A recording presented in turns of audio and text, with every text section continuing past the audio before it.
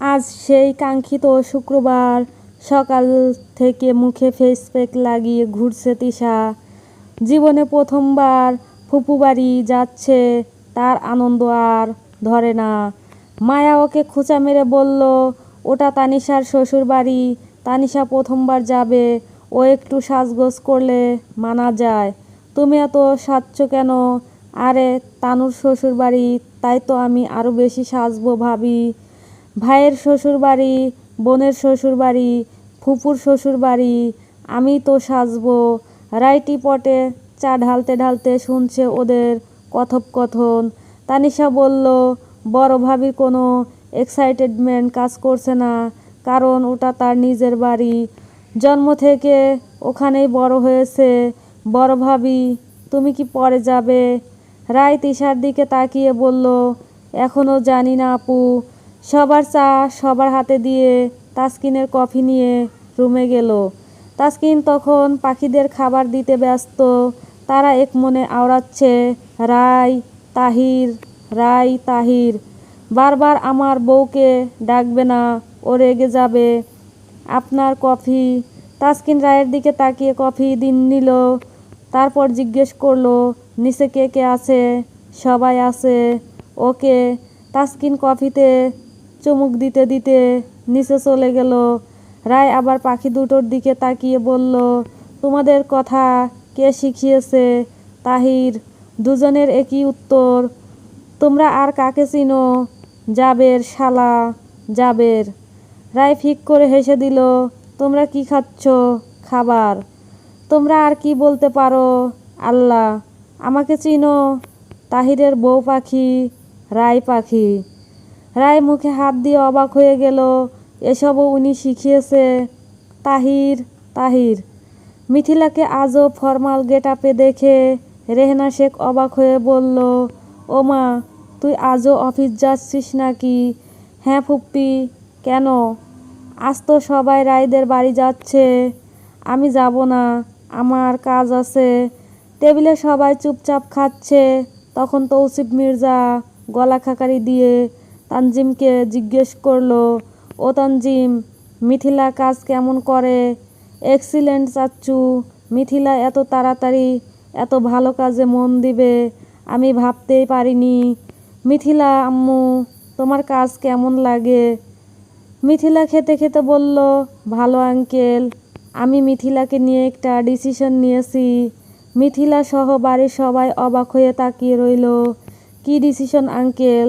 তৌসিফ মির্জা বলল, তুমি তো নিজের মানুষ, আমার মেয়ের মতো, কাজে এত দক্ষ তুমি। আমি খুবই খুশি হয়েছি আম্মু। তাই তোমাকে আমি ঢাকা ব্রাঞ্চের জিএম পদে ট্রান্সফার করলাম। ওখানের জিএমটা আমার মোটেও ভালো লাগে না। সাথে সাথে বজ্রপাত হলো মিথিলার মাথায়। বাকি সবাই খুশি হলো। রেহেনা শেখও খুশি হয়ে বলল, এটা ভালো করেছো। প্রতিদিন ওর বাবা কল দিয়ে কত মন খারাপ করে। মিথিলা আপু, কংগ্রাচুলেশন। একে একে সবাই মিথিলাকে শুভেচ্ছা জানালো। মিথিলা আমতা আমতা করে বলল, কিন্তু আঙ্কেল। আর কোনো কিন্তু না মা, তুমি যোগ্য মানুষ, তোমাকে যোগ্য স্থান দিলাম। মিথিলার আর কিছু বলার মুখ রইল না। সে কটমট করে রায়ের দিকে তাকালো। সে খুব ভালো করেই জানে এসব তাসকিনের কারসাজি। আসসালামু আলাইকুম। ওয়ালাইকুম আসসালাম। কেমন আছো তাজ বাবা? ভালো। শোনো, বলো। রায় আজ তোমাদের বাড়িতে যাবে সবার সাথে। খবরদার ওকে কেউ যদি কিছু বলেছো তো খবর আছে। ও তোমাদের বাড়ির মেয়ে নয়, মির্জা বাড়ির বউ হিসেবে যাচ্ছে, তো সাবধান। রিধিমা মির্জার খুশিতে চোখে পানি চলে আসলো। তিনি কান্না চেপে বলল, রায় আসবে? ঠিক আছে, কেউ কিছু বলবে না ওকে। আমি কথা দিচ্ছি। মনে থাকে যেন। ও যদি কাঁদে না, আমি আগুন জ্বালিয়ে দিব বলে দিলাম। রিধিমা মির্জা সন্তুষ্ট হাসল তাসকিনের কথায়। সে এটাই শুনতে চেয়েছিল। তাসকিন কল কাটতেই তিনি একে একে সবাইকে বলল, রায় আসছে। দাদিজান, ও দাদিজান, শুনছো তুমি? বড় ভাবি নাকি যাবে না। মোটামুটি সকলে রেডি হয়েছিল। তিশার কথায় সকলে বেশ অবাক হলো। হুমায়রা শিকদার তীক্ষ্ণ চোখে তাকিয়ে বলল, কেন নাথ বউ, এদিকে আসো। রায় এগিয়ে গেল ওনার দিকে। তার পাশে বসতেই হুমায়রা শিকদার ওর মাথায় হাত বুলিয়ে দিয়ে জিজ্ঞেস করলো, কেন যেতে চাইছো না রায়? রায় ছলছল চোখে তাকাতেই বাড়ির সবার যে যার মতো বুঝে নিল। হুমায়রা শিকদার মুচকি হেসে বলল, তোমাকে তো সৈয়দ বাড়ির মেয়ে নয়, মির্জা বাড়ির বউ হিসেবে পাঠাচ্ছি তোমার ফুপু শাশুড়িকে আনতে। ওদের যতটুকু চিনি, মির্জা বাড়ির বউকে অসম্মান করবে না, মেহমান বলে কথা। এত সিরিয়াস মুহূর্তে তিশা ফিক করে হেসে দিল। সকলে প্রায় আশ্চর্য হয়ে ওর হাসি দেখল। সবাইকে এভাবে তাকাতে দেখে তিশা হাসি বন্ধ করতে চাইল, কিন্তু হচ্ছে না। তারপর মনে পড়ল তানিশার শিখিয়ে দেওয়া একটা টিক্স, সিরিয়াস মোমেন্টে হাসি আসলে একটা দুঃখের কথা মনে করতে। তিশা মনে করল তাসফিনের দেশ ছাড়ার দিনের কথাটি। তারপরও হাসি থামছে না। এরপর পাঁচ ঘরের নামতা পড়তে লাগলো। তাতে আরও বেশি হাসি পেল। হাসতেই লাগলো সে। তানিশা ধুম করে ওর পিঠে একটা কিল দিয়ে বলল, বলদের মতো হাঁটছিস কেন আজব? তিশা মুখ ভার করে বলল, দাদি যান, বড় ভাবিকে কি বলল? ফুপু শাশুড়িকে আনতে পাঠাচ্ছে। নিজের মা এখন ফুপু শাশুড়ি ভাবলে আমার হাসি পাচ্ছে। ওর কথায় তাসিন ওর মাথায় একটা চাটি মেরে বলল, হরে গাধি, এদিকে তোর মা, তোর চাচি, শাশুড়ি, আবার খালা শাশুড়িও, এটা ভাবতে আমাদের কেমন লাগে? এবার তাসিনের কথায় সবাই হো হো করে হেসে উঠল। যাও, রেডি হয়ে নাও। হুমায়রা শিকদারের কথায় রায়ও সম্মতি দিয়ে রেডি হতে গেল। বাড়ির সবাই যে যে যাবে তারা রেডি। মিথিলাও বাদ যায়নি। আর কিছুদিন পর সে ফিরে যাবে ঢাকা। আজ একটা স্ক্রপ টপ আর জিন্স পরে তৈরি সে। রায় কালো বোরকা পরে সাইড ব্যাগ নিয়ে তৈরি হলো। তারা আজকে দাওয়াত করেই ফিরে আসবে। এখন 12টা বাজে, যেতে যেতে ঘন্টা খানিক লাগবে। দুপুরে খাবে ওখানে। রায় নিজের ফোনটা বের করে তাসকিনকে একটা টেক্সট করলো, আমি যাচ্ছি। ব্যাস, তারপর সে বের হয়ে গেল সকলের সাথে। তৌসিফ মির্জা আর তাসিন এক গাড়িতে করে যাচ্ছে। মায়া আর রায় তানজিমের গাড়িতে। তিশা তানিশা এক গাড়িতে। মিথিলা নিজের গাড়িতে। সাথে 2 গাড়ি গার্ড আর ফল মিষ্টি। সবার জন্য উপহার, কোনো কিছুরই কমতি রাখিনি মির্জা বাড়ি। এদিকে সৈয়দ বাড়িতে ধুম পড়েছে। রিদিমা মির্জা সবার পছন্দের খাবার রান্নায় ব্যস্ত। গোটা বাড়িতে উৎসব মুখর পরিবেশ। আহাদ রায়হান ভাইকে নিয়ে গেটে দাঁড়িয়ে অপেক্ষা করছে শ্বশুরবাড়ির সবার সাথে একমাত্র মেয়ের। রায় আসাতে সকলের মনে মনে বেজায় খুশি, কিন্তু বাইরে কেউ প্রকাশ করছে না ভয়ে। রায়হান সাহেব ভয় পাচ্ছে মাকে, মা ভয় পাচ্ছে ছেলেদের, ফায়াদ সাহেব ভয় পাচ্ছে ভাইকে, রায়হান ভয় পাচ্ছে বড়দের। আফিয়া সহ রামিসা সকলেই খুশি, কিন্তু কেউ উৎসাহ দেখাতে পারছে না তেমন। রাহিমের খুশি দেখে কে? সে সারা বাড়ি ছুটছে। আজ তার নানা বাড়ির মানুষ আসছে, সাথে আসছে তার আপুনি। রাকা আর মেহেলিও হাজির হয়েছে সকাল সকাল। মাহাদিকে বলা হয়েছিল, কিন্তু মাহাদি আসবে না, এখনও সেই সময় আসেনি সে মনে করে। আর রাইমাও প্রথম বিয়ের পর বাবার বাড়ি আসবে, সেখানে মাহাদিকে দেখে বিব্রত হতে পারে। তাছাড়া মাহাদি রাকাও হয়তো বিব্রত হবে। তাই সব দিক বুঝে সে আসলো না। রামিসা বেগম রাশার চুল টেনে ধরে বাথরুমে দিয়ে আসলো গোসল করতে। তারপর একটা 3 পিসও দিয়ে আসলো। এই মেয়ের কাণ্ডজ্ঞান নেই, সে চাইলে আবার ওই টি-শার্ট পরেই চলে যেতে পারে মেহমানদের সামনে। বেলা 1টায় এসে পৌঁছালো সৈয়দ বাড়ির গেটে মির্জাদের গাড়িগুলো। সবার আগে বের হলেন তৌসিফ মির্জা। তাকে বের হতে দেখেই আহাদ সাহেব এগিয়ে সালাম জানিয়ে কদমবুসি করলো। তারপর ফাহাদ সাহেব একে একে তানজিম, তাসিন, তিশা, তানিশা বের হলো। তানিশা তো লজ্জায় শেষ, তিশা ওকে খোঁচাচ্ছে বারবার। সকলে একে একে সালাম জানালো। এরপর বের হলো রায় মায়াকে ধরে। রায় নিজ প্রাঙ্গণ দেখে ছলছল চোখে তাকালো। শেষবার যখন বাড়ি ছেড়ে বেরিয়েছিল তখনও কি জানতো সেভাবে আর ফেরা হবে না। রায় বের হতে রাহিম এক ছুটে গিয়ে জড়িয়ে ধরলো। এরপর রাকা আসলো। আহাদ সাহেবও এক দৃষ্টিতে তাকিয়ে রইল মেয়ের দিকে। রায় এগিয়ে গিয়ে সালাম দিল, আসসালামু আলাইকুম আব্বু।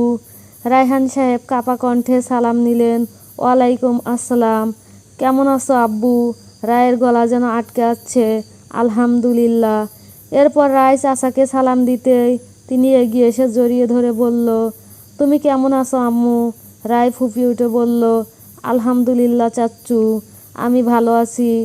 একজন গার্ডের ফোনে ভিডিও কলে তাসকিন দেখছে সব, কিন্তু শ্বশুরের আচরণ তার ভালো লাগলো না। সবাইকে নিয়ে ভেতরে যেতে রিধিমা মির্জা ভাইকে দেখে হাবলে ধরে চিৎকার করে কেঁদে উঠল। তার কান্নায় উপস্থিত সকল মেয়েরা কেঁদে দিল। রামিসা এসে মায়াকে বসালো। রিধিমা মির্জা এরপর মেয়ে জড়িয়ে ধরে কান্নায় ভেঙে পড়ল। একে একে রামিসা, আফিয়া সকলে রায়কে ধরে কাঁদল। রিধিমা মির্জা সকল বাতিজা বাতিজিকে আদর করলেন। এরপর সকলকে বসিয়ে পরিচয় করালেন বাড়ির সবার সাথে। তৌসিফ মির্জা রিধিমার শাশুড়ির পায়ে হাত দিয়ে সালাম করল। তিনিও কান্না করলেন, এদেরকে তিনি নিজ হাতে মানুষ করেছে। তানিশা, তিশা এদিক ওদিক চোখ ঘুরিয়ে দেখতে লাগলো। রাহিম তাদের মাঝখানে বসা। রাকা রায়ের পাশে দাঁড়িয়ে বলল, আপু চল, তুইও কি মেহমান নাকি? তাসিন এদিক ওদিক তাকিয়ে একজন কাঙ্ক্ষিত মানুষকে খুঁজছে। রাই ফট করে জিজ্ঞেস করলো, রাশা কোথায়?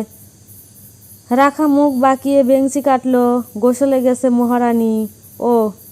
রাকা রায়কে নিয়ে কিচেনে গেল। রিধিমা মির্জা তানজিমকে জিজ্ঞেস করলো,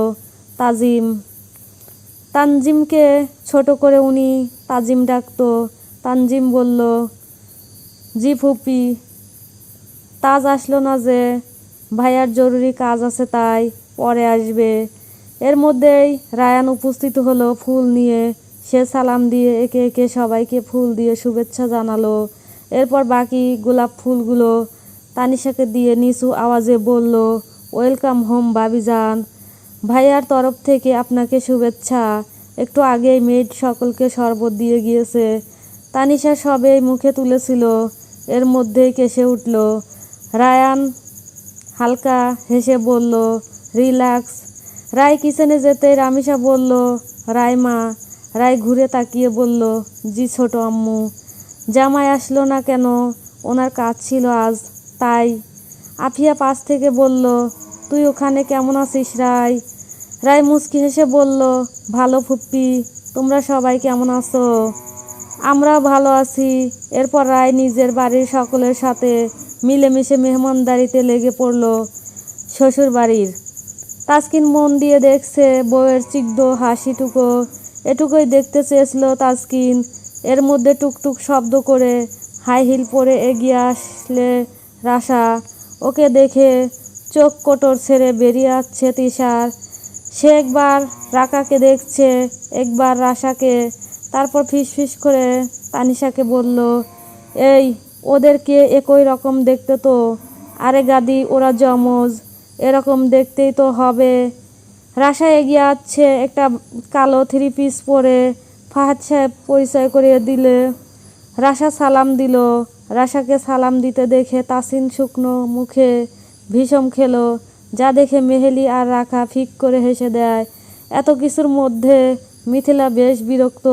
সে কিছু চেনে না, তার উপর রায়ের বাড়ি। রায় খেয়াল করলো তারপরও তার বাড়িতে এসেছে, তাই সমাদর করলো, মিথিলা আপু, আপনি কি রেস্ট নেবেন? খারাপ লাগছে, প্লিজ। রায় রাকাকে বলল, গেস্ট রুম দেখিয়ে দে। রাকার সাথে মিথিলা উঠে গেল। মোটামুটি নাস্তা শেষ হতে রিধিমা রায়কে বলল, রায়, ওদেরকে রুম দেখিয়ে দাও, তুমিও ফ্রেশ হয়ে দাদুমণির কাছে যাও। রায় সম্মতি দিয়ে সকলকে নিয়ে চলল। এত কিছুর মধ্যে আব্বু তার সাথে কথা বলেনি, যেটা তার মনে দাগ কেটেছে। তাসিনকে আলাদা রুম দিল, মায়া আর তানজিমকে আলাদা রুম দিল, তিশা আর তানিশাকে নিজের রুম খুলে দিল। রায়ের পিঙ্কস রাজ্য দেখে তিশারা বেশ অবাক। রং থেকে বেডশিট সবই পিঙ্ক। রায় পোশাক চেঞ্জ করলো। এত বছর পর সেই পরিচিত ঘ্রাণ। 18টা বছর কাটিয়েছে রায় এই রুমে। এই রুমটা রায়ের একান্ত ব্যক্তিগত। সেই আগের রুমটা কত কত স্মৃতি জড়িয়ে আছে এই রুমে। সেই বিছানা, ওয়ার্ড্রোব, কাবার্ড, মিরর, পড়ার টেবিল। রায় একটা দীর্ঘশ্বাস ছেড়ে রুম থেকে বেরিয়ে দাদির রুমের দিকে গেল। রায়ের দাদুমণি চুপ করে বসে তসবিহ জপছে। রায় নিঃশব্দে ঢুকে গিয়ে ওনার পাশে বসে আলতো করে কাঁধে হাত দিয়ে বলল, কেমন আছো দাদুমণি? তিনি ঘুরে তাকালো রায়ের দিকে। সেই অমায়িক সৌন্দর্য আর নেই। গলার চামড়া পড়েছে ঝুলে, গালে পড়েছে টান, মাথার কেশও সাদা হয়েছে, হাত কাঁপছে। আবার দৃষ্টি জানালায় রেখে বলল, ভালো। রায় ওনার কাঁধে মুখ গুজে দিয়ে হু হু করে কেঁদে দিল। তিনি আলতো করে ওর মাথায় হাত বুলিয়ে দিয়ে বলল, কাঁদছিস কেন? আম সরি দাদুমণি। তিনি হাসলেন, তারপর বলল, সুখে আছিস তো ওখানে? হুম, তাহলেই হবে, আর কিছু বলার নেই। আমার উপর খুব রেগে আছো? না রে, রাগ করবো কেন? তোর নানু কেমন আছে? আছে আলহামদুলিল্লাহ। হুমারও কি চুল পেকেছে? রায় কান্না চোখে ফিক করে হেসে দিয়ে বলল, হ্যাঁ পেকেছে তো। তোর বরকে আনলি না কেন? আমার বর এমপি মানুষ, অনেক ব্যস্ত। উনি মুখ বাঁকিয়ে বলল, আমার বড় এমপি ছিল, এত রোয়াব করার কিছু নেই। রায় আবারও হাসল।